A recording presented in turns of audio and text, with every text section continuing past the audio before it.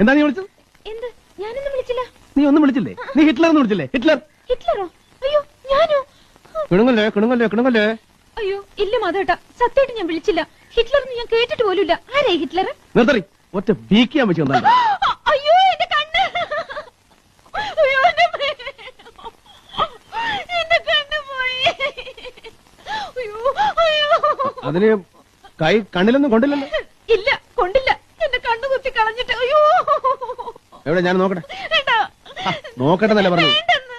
തുള്ളാതെ ഇങ്ങോട്ട് കാണിക്കണേ. നോക്കട്ടെ എന്നല്ല പറഞ്ഞു. കിടന്ന് ചാടല്ലേ ഇവിടെ.